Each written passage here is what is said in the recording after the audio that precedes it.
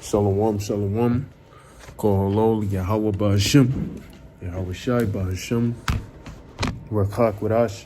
Double honors to the apostles and the elders of Great Millstone, who've taught us his truth in the spirit and power. Yahweh Ba'ashim, Yahweh Shai. I'm Shaquat, and I'm back with another lesson. Lord willing, to edifying to the hopeful elect. Yahweh Ba'ashim, Yahweh Shai. Barakathum to you sincere, Akim, Walkworth. And a sincere shalom to you brothers out there pushing this truth out in the highways and the byways and through these beautiful YouTube lessons, man. Shalom. It's going to be a quick lesson. The nations are mad, man. The nations are mad. Mad at who? They're mad at Babylon the Great, a.k.a. America. They're mad at America. Why? Because America has been pushing their westernized ways for so long. And now the nations had to heed to it over time. You know, it was a period of time, there was some backlash, you know, they didn't do it. But eventually America's force, you know, they used brute force and they were too overwhelming. And then most of the nations had to just bow the knee to America. But now we're coming into a time where, as Joel, the 3rd chapter goes into, let the weak say I am strong. We're now in a time where the weak nations, the nations that were once seen as inferior to America, they are now superior to America. You know, though your fellow American, your fellow average American does not want to admit that, these nations are now superior to America. You know, it doesn't matter how many times Trump gets on camera and he speaks about how great America is and how great their military might is and how he's going to bomb the fuck out of somebody. You know, it doesn't matter how many times DJT, your boy Nero, gets on camera and says these things. It doesn't matter. The nations are now superior. Majority of them. You know, and even then, his own fellows, according to the book of Revelation 17 and 16, will turn their back on them and shoot nukes on them. Right? So now the nations are mad. They realize they drank of that cup and they're upset now. You know? They're now upset, you know, so, yeah, without further ado, I'm going to grab the precept from Jeremiah 51 concerning the matter. All right, where do I want to start?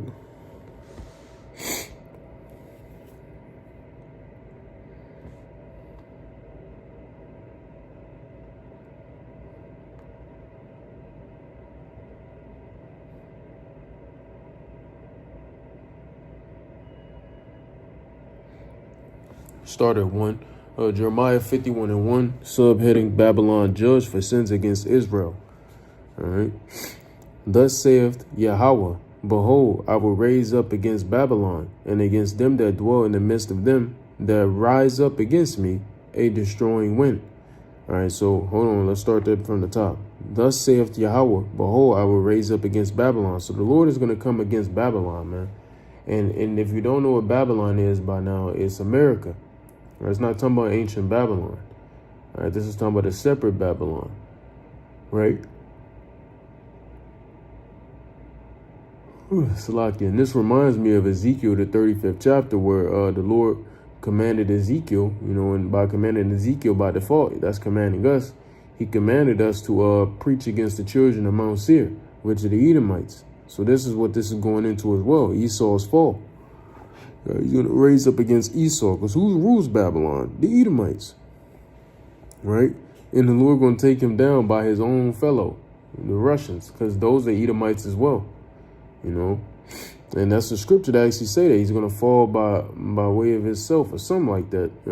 It's a few scriptures that go into that. I can't remember exactly how it's worded, but if a brother know, if any brothers know what I'm talking about concerning the scriptures going into Esau, taking down Esau ultimately, please put it up, because I can't remember how it's worded, but you know.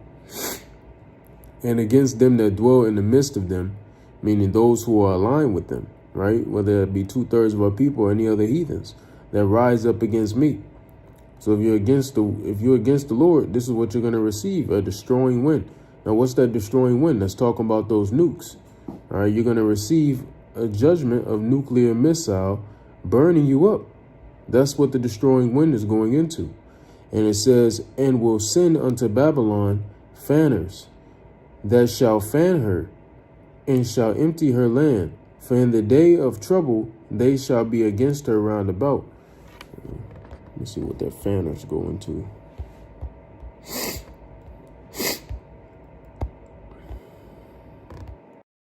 Strong's H2114.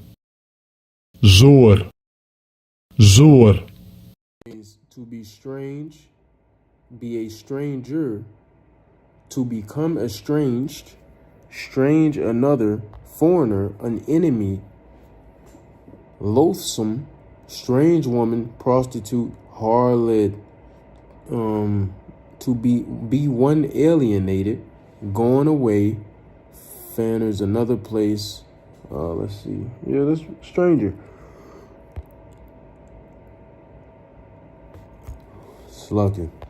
So basically, that's the Lord saying he put enemies in the midst of Babylon. All right. And it says that shall fan her, meaning that shall what you call it? Basically backstab, deceive, take her out, you know? And it says, and shall empty her land. You know, and many scriptures go into this place being made desolate. For in the day of trouble, they shall be against her round about. What's that day of trouble? It's talking about World War III, Armageddon, right? Yeah, man, you know? So that's what it's going into here. I'm trying to, I was going to say something. I forgot what it was.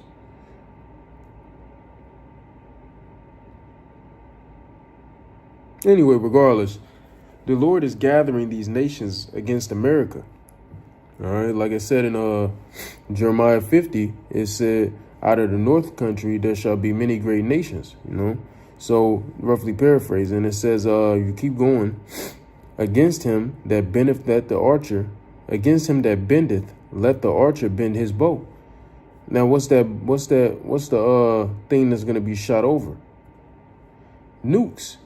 And against him that lifteth up in his brigandine, and spare ye not her young men, destroy ye utterly all her hosts. So this place is going to be destroyed. And what does it say in the book of Revelation? I believe it's the 11th chapter, if I'm not mistaken.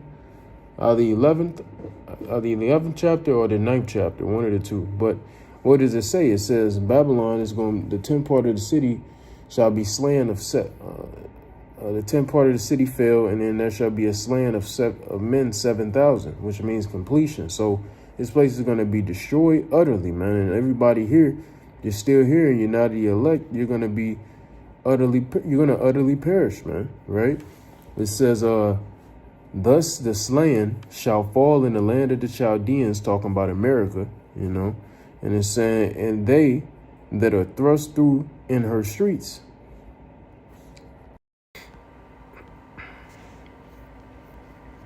For Israel hath not been forsaken, nor Judah of his power. So it's going into the northern and the southern kingdom of Yahweh of hosts, though their land was filled with sin against the Holy One of Israel. All right, so the Lord never forsook Israel. He's never going to forsake Israel. No matter how much the nations think they can make us go far off to the far left like they conspired against us in Psalms 83, the Lord will never do away with us. When will they ever understand? And the Lord left a remnant.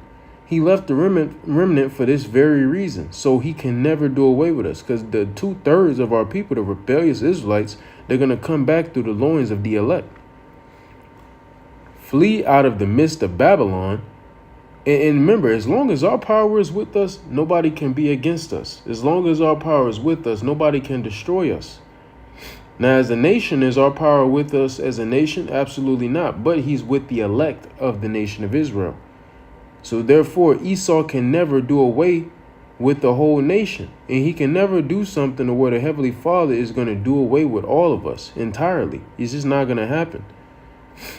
No matter how much he tries to accuse us, like it goes into Revelation 12, he's an accuser of the brethren. He accused day and night, etc. around the clock, accusing us of things that he set, which are stumbling blocks that he set upon our people. But you know what it is, though. It's devil. And it says, flee out of the midst of Babylon. Now, what this reminds me of is Micah, the 2nd chapter, in the 10th verse, where it says, arise ye and depart, for this is not your rest. This is not our rest, man. So we got to flee out of the midst of Babylon. Does this mean get on boats or planes or something and go over to the east? Absolutely not. This means flee and depart spiritually. All right, which you should have done that by now. If you're in this truth, hey, flee and depart spiritually. If that's something you haven't done yet, you got to reevaluate. There's always room for reevaluating yourself. There's always room for growth. But you should, if you in this truth, you should definitely. If you in this truth and then you still ain't so-called fleed out of Babylon, you're not in this truth. Okay. And it says, and deliver every man his soul. Be not cut off in her iniquity, for this is the time of Yahweh's vengeance. He will render unto her a recompense. So the Lord is finally going to pay Babylon back for what she's done. He's going to pay these devils back for what they did. So America is going to be destroyed. And the Lord is going to take vengeance on America for what they did to who? His children. All right, because you touched the apple of the Lord's eye. And it says, Babylon hath been a golden cup in the Lord's hand, meaning the Lord has brought them up, has set them up on a level, brought them into power. What does it say in Deuteronomy, the 4th chapter, in the 17th verse, if I'm not mistaken? And it's not Deuteronomy, it's Daniel. It says, the Lord setteth up kings and taketh them down. He even set up the bases of men. And Esau is the basis of men. And it says, that made all the earth drunken with what? His philosophies. It says that in the Revelation, the 12th chapter,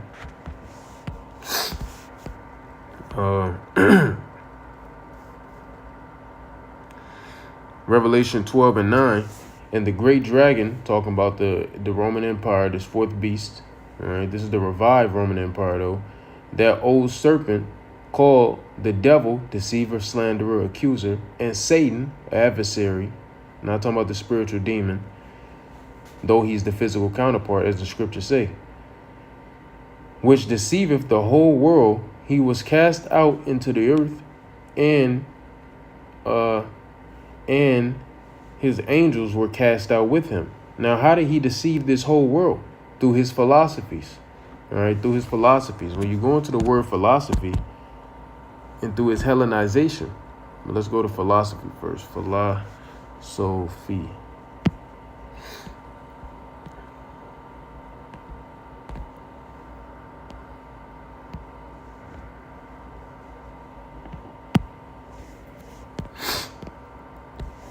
Philosophy is the study of the fundamental nature of knowledge, reality, and existence, especially when considered as an academic discipline, a particular system of philosophical thought, the study of theoretical basis of a particular branch of knowledge or experience. So basically, it's one's way of life, ultimately. It's the knowledge of one's way of life. That's what a philosophy is. It's a certain way of thinking, a certain way someone moves through their life, all right, lives their life ultimately. And Esau pushed these ways onto everybody. Not just the children of Israel even, but to everybody. All the nations are drunk off this. That's why they're pissed the hell off. All right. That's why the Lord is going to use them to destroy Babylon. And when you go into Hellenization,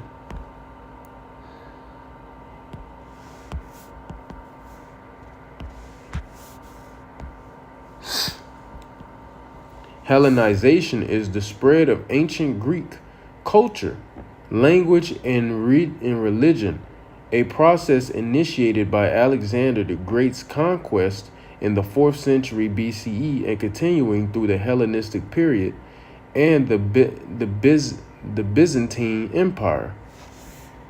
This cultural fusion involved non-Greeks adopting Greek elements, and mainly the non-Greeks. We're talking about the Israelites. When you go into the scriptures and you see neither Jew nor Greek, as the Christians always love to bring out, when you go into that word Greek, typically when it's concerning the Israelite, you see the word Hellene, which means to be forcibly converted to Greek customs and religions.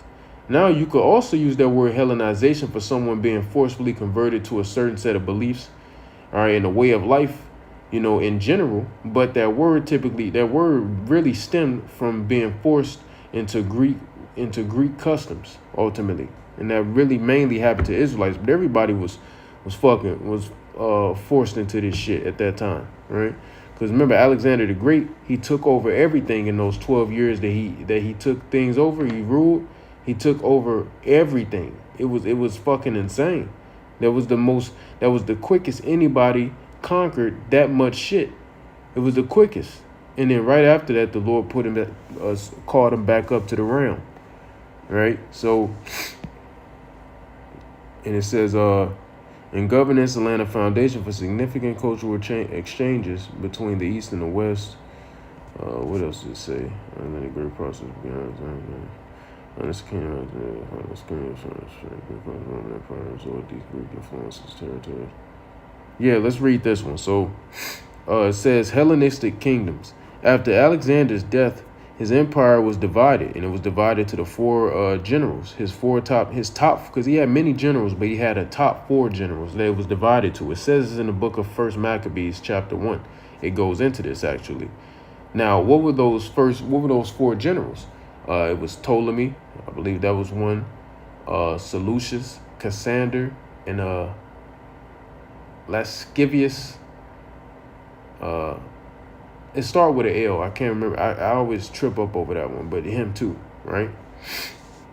And it says, and actually you see this, and I'm gonna actually just show you it since I'm mentioning it. Might as well just show you really quickly where it says that in the scriptures concerning Alexander the Great. First Maccabees chapter 1. And I'll start at 1 actually. And it happened after that Alexander, son of Philip the Macedonian, who came out of the land of Kittim, and has smitten Darius, king of the Persians and the Medes, because that's who they had to conquer to get in power. All right, that was the one who was ruling right before them, the bear. That he reigned in his stead, the first over Greece, and made many wars, and won many strongholds, and slew the kings of the earth, and went through to the ends of the earth, and took spoils of many nations, insomuch that the earth was quieted before him, whereupon he was exalted, and his heart was lifted up. And he gathered a mighty strong host, and ruled over countries and nations and kings, and became tributaries unto him. And when someone is made a tributary, they're a slave, ultimately. And to be a tribute means you're one that has to pay taxes, right? You're not really considered a first-class citizen. A first-class citizen don't need to pay taxes, all right? So you're a second-rank, third-rank citizen. And after these things he fell sick, and perceived that he should die. Wherefore he called his servants, such as were honorable, and had been brought up with him from his youth, and parted his kingdom among them while he was yet alive. All right, while he was yet alive, man. Okay, and that's talking about him giving his getting the top four generals. He departed his kingdom unto them. All right, and it says, so Alexander reigned 12 years and then died, and his servants bare rule, everyone in his place. Now I really want to remember that last one. I know it's Seleucus, Cassander, Ptolemy. And I know that last one started with a fucking L. Let me see. Alexander the Great's four generals. Ptolemy, Cassander, Seleucus, and Lysimaeus. Yep, Lysimaeus. Yep. And even then, I still feel like it's something else. It might be. Yeah, I think it was Lysimaeus, yep. But it could have been somebody else. I think it was somebody else. I might be wrong on that one. The brother Ariel watching, he'll correct me. But regardless, you get the point. And it says, and his servants bear rule, everyone in his place. And after his death, they all put crowns upon themselves, so did their sons after them.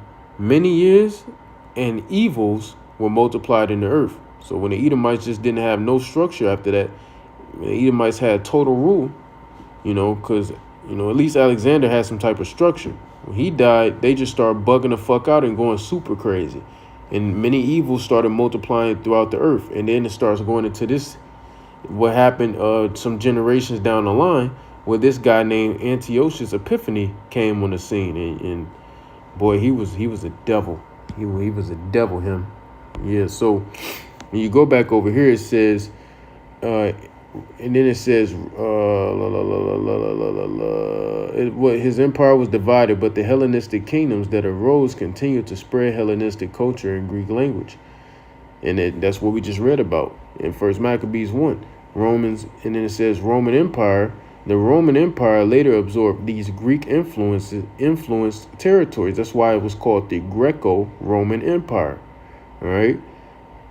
Working with the existing Greek idiom rather than immediately transforming everything into a purely Roman culture. So they still was about their Greek shit. Because why? It was the same people. Well, the Greeks were Edomites, the Romans were Edomites. They're the fucking same. They're the fucking same, okay? They're the same. That's why it was called the Greco-Roman Empire. The Romans still had Greek customs. They even spoke Greek. All right. They also spoke Latin, but they spoke Greek as well.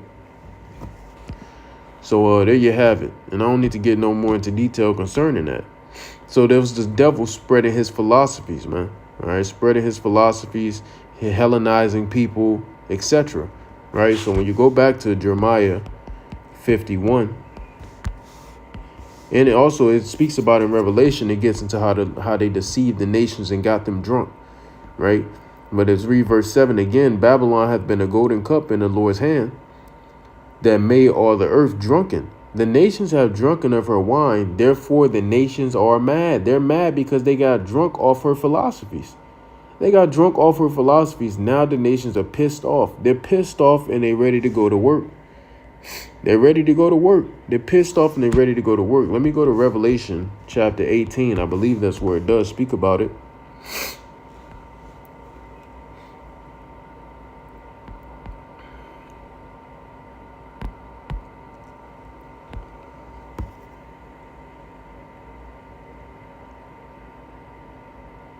Yeah, Revelation 18:1.